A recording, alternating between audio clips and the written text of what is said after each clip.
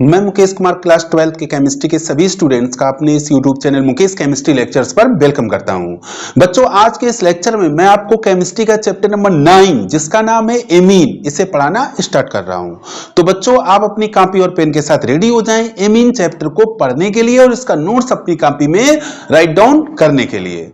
सबसे पहले बच्चों इस बात को समझो कि इस चैप्टर का रोल आपके यूपी बोर्ड के एग्जाम में कितने मार्क्स का है। बच्चों, ये जो चैप्टर एमीन है ये बोर्ड एग्जाम में 6 मार्क्स का आता है, यानी कि 6 नंबरों का इससे पूछा जाता है। यानी कि इस चैप्टर से जो क्वेश्चन आएंगे आपके बोर्ड एग्जाम 2025 में वो 6 अंकों के होंगे। तो बच्चों, अब बिना कोई देरी किए हुए मैं आपको इस चैप्टर को पढ़ाना स्टार्ट करता हूं। तो बच्चों, जैसा कि इस चैप्टर का नाम है एमीन, तो सबसे पहले मैं आपको यह बताने जा रहा हूं कि एमीन क्या होते हैं। एमीन क्या होते हैं बच्चों, आपने अमोनिया के बारे में पहले से पढ़ रखा होगा। अगर नहीं भी पढ़ा है तो आप समझ लीजिए कि अमोनिया का रासायनिक सूत्र होता है NH3। इसमें एक नाइट्रोजन परमाणु होता है और 3 हाइड्रोजन परमाणु होते हैं, और तीनों हाइड्रोजन परमाणु नाइट्रोजन परमाणु से सिंगल कोवैलेंट बॉन्ड यानी कि एकल सहसंयोजी बंध के द्वारा जुड़े होते हैं।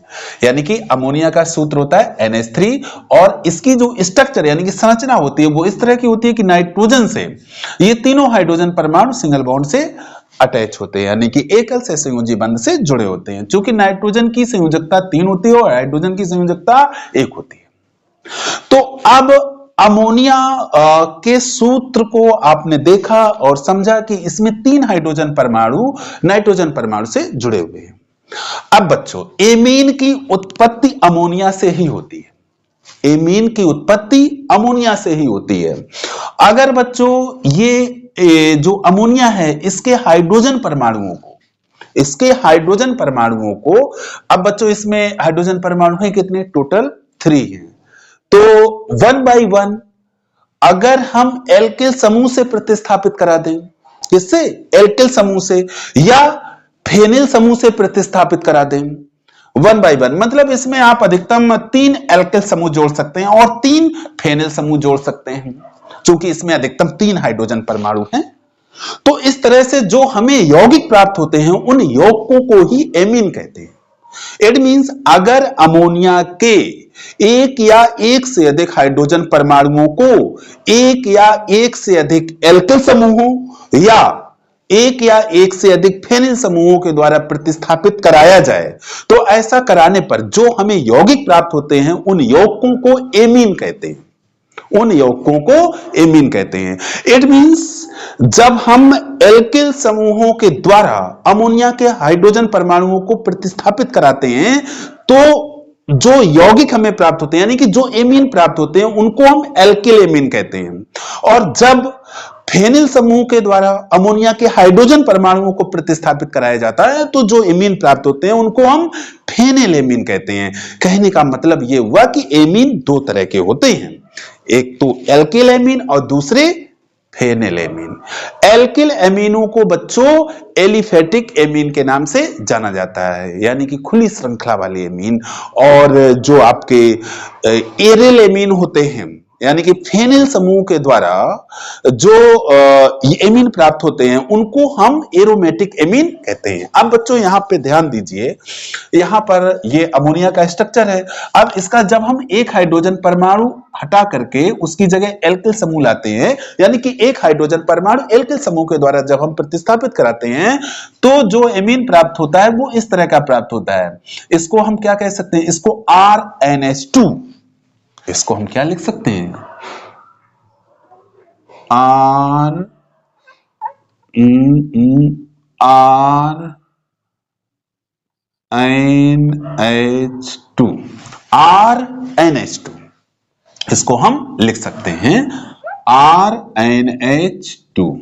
ठीक, तो अब इस तरह चूंकि इसमें एक हाइड्रोजन परमाणु का एक एल्किल समूह के द्वारा प्रतिस्थापन हुआ है तो इसको हम एल्किल एमीन कहते हैं। और एल्किल एमीन के साथ साथ इसको फर्स्ट डिग्री एमीन भी कहा जाता है। फर्स्ट डिग्री एमीन कहने का मतलब है कि ये प्राथमिक एमीन है यानी कि प्राइमरी एमीन है। तो अब इसको हम कैसे डिफाइन करेंगे? जब अमोनिया के एक हाइड्रोजन परमाणु को एक एल्किल समूह के द्वारा प्रतिस्थापित कराया जाता है तो जो एल्किल एमीन प्राप्त होता है उसको हम प्राथमिक यानी कि फर्स्ट डिग्री एल्किल एमीन कहते हैं। अब देखिए आगे बढ़ते हैं, तो अब आगे क्या पॉसिबिलिटी हो सकती है कि इसके दो हाइड्रोजन परमाणुओं को दो एल्किल समूहों के द्वारा प्रतिस्थापित करा दिया जाए तो इस तरह की स्ट्रक्चर प्राप्त होगी। इसको हम क्या लिख सकते हैं? इसको लिख सकते हैं R2NH। तो इस एमीन को हम डाई एल्किल एमीन कहते हैं, चूंकि इसमें एल्किल हो गए दो, तो डाई एल्किल एमीन या इसको द्वितीयक एमीन यानी कि सेकेंड डिग्री एमीन के नाम से जाना जाता है। अब बच्चों अब आगे क्या हो सकता है? इसके तीनों हाइड्रोजन परमाणुओं को तीन एल्किल समूह के द्वारा प्रतिस्थापित करा दिया जाए तो इस तरह की स्ट्रक्चर प्राप्त होती है। इसको हम कैसे लिख सकते हैं बच्चों? देखिए इसको लिख सकते हैं R3N यानी कि इससे कितने एल्किल जुड़े हुए हैं? 3 एल्किल जुड़े हुए हैं। तो इसको R3N यानी कि ट्राई एल्किल एमीन या टर्सरी एमीन के नाम से इसको जाना जाता है। तो आपने देखा कि एल्किल एमीन 3 तरह के होते हैं, first degree, second degree, third degree. फर्स्ट डिग्री को एल्किल एमीन कहा जाता है, सेकंड डिग्री को di alkyl amine, third degree को ट्राई एल्किल एमीन यानी कि प्राइमरी, सेकेंडरी और टर्सरी। तो ये बच्चों हो गए एल्किल एमीन। अब आते हैं एरिल एमीन पर। तो एरिल एमीन में क्या होता है कि जो एल्किल एमीन में जो काम यहां एल्किल समूह करता है वही काम यहां पर फेनिल समूह करता है। देखिए अब अमोनिया का अगर एक हाइड्रोजन परमाणु हम एक फेनिल समूह के द्वारा प्रतिस्थापित करा दें तो इस तरह से जो एमीन प्राप्त होते हैं उसको हम फेनिल एमीन कहते हैं या प्राइमरी एमीन यानी कि फर्स्ट डिग्री एमीन के नाम से जाना जाता है। इसको अगर हम लिखना चाहें तो हम इस तरह से लिख सकते हैं C6H5NH2। ठीक है। अब अगर हम दो हाइड्रोजन परमाणुओं को दो फेनिल समूहों के द्वारा प्रतिस्थापित करा दें तो जो एरिल एमीन प्राप्त होता है उसकी स्ट्रक्चर ये होती है और इसको हम सेकेंड डिग्री एरिल एमीन के नाम से जानते हैं। और इसको हम क्या लिख सकते हैं? C6H5 का होल ट्वाइस NH। हम इसको ऐसे भी लिख सकते हैं। यहीं पर अगर हम तीनों हाइड्रोजन परमाणुओं को तीन फेनिल समूह के द्वारा प्रतिस्थापित करा दें तो इसको कहते हैं बच्चों C6H5 का होल थ्राइस N। ठीक है। और इसको हम बोलते हैं ट्राइफेनिल एमीन यानी कि टर्सरी एरिल एमीन। तो बच्चों आपने देखा कि एल्किल एमीन जो होते हैं वो 3 डिग्री के होते हैं, first degree, second degree, third degree. इसी तरह से जो एरिल एमीन होते हैं उनमें भी 3 डिग्रियां होती हैं, फर्स्ट डिग्री, सेकंड डिग्री और थर्ड डिग्री।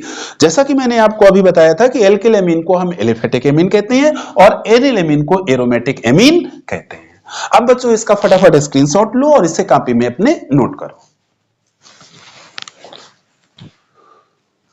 अब बच्चों मैं आपको एल्किल एमीनों का क्लासिफिकेशन पढ़ाने जा रहा हूं, इसको आप ध्यान से समझिए। एल्किल एमीनों का वर्गीकरण बच्चों, इसको अभी मैं आपको समझा चुका हूं कि एल्किल एमीन 3 टाइप में क्लासिफाई किए गए हैं, first degree, second degree, third degree. और किस तरह से इनका फर्स्ट डिग्री, सेकंड डिग्री और थर्ड डिग्री में क्लासिफिकेशन हुआ है ये भी मैं आपको समझा चुका हूं। लेकिन इसका एक प्रॉपर नोट्स मैंने बोर्ड पर राइट डाउन किया है आपके लिए, इसको एक बार मैं रीड किए दे रहा हूं, इसके बाद आप इसका स्क्रीनशॉट लेके अपनी कॉपी में नोट करेंगे। एल्किल एमीनों का वर्गीकरण, classification of alkyl amines. Nitrogen परमाणु से जुड़े एल्किल समूहों की संख्या के आधार पर इन्हें निम्न प्रकार से वर्गीकृत किया गया है। नंबर फर्स्ट, प्राथमिक एमीन यानी कि प्राइमरी एमीन्स। अमोनिया के एक हाइड्रोजन परमाणु को एक एल्किल समूह से प्रतिस्थापित करने पर प्राथमिक एमीन या फर्स्ट डिग्री एमीन प्राप्त होते हैं। इनमें NH2 समूह होता है तथा इनका सामान्य सूत्र RNH2 होता है, जैसा कि ये आपके सामने है, ये अभी मैं आपको समझा भी चुका हूं। इसके बाद आता है बच्चों सेकेंड डिग्री एमीन यानी कि द्वितीयक एमीन। अमोनिया के 2 हाइड्रोजन परमाणुओं को 2 एल्किल समूहों द्वारा प्रतिस्थापित करने पर द्वितीयक एमीन या सेकेंड डिग्री एमीन प्राप्त होते हैं। इनमें NH समूह होता है तथा इनका सामान्य सूत्र R2NH होता है। अब बच्चों बारी आती है तृतीयक एमीन की, टर्सरी एमीन। अमोनिया के तीनों हाइड्रोजन परमाणुओं को 3 एल्किल समूहों द्वारा प्रतिस्थापित करने पर तृतीयक एमीन या थर्ड डिग्री एमीन प्राप्त होते हैं और इनमें एन क्रियात्मक समूह होता है, यानी कि एन क्रियात्मक समूह होता है तथा इनका सामान्य सूत्र R3N होता है और ये थर्ड डिग्री एमीन आपके सामने है। अब बच्चों प्राथमिक एमीन में उपस्थित क्रियात्मक समूह को एमीनो कहा जाता है, एमीनो, और द्वितीयक एमीन में उपस्थित क्रियात्मक समूह को इमीनो कहा जाता है, इमीनो, और इसी तरह से तृतीयक एमीन में उपस्थित क्रियात्मक समूह को नाइट्राइल कहा जाता है। तो ये तो था बच्चों एल्किल एमीन्स का क्लासिफिकेशन। अब बच्चों आप इसका स्क्रीनशॉट लेके अपनी कॉपी में नोट कर लेंगे और इस लेक्चर वीडियो को अब मैं यहीं पे समाप्त करता हूं। Thank you so much.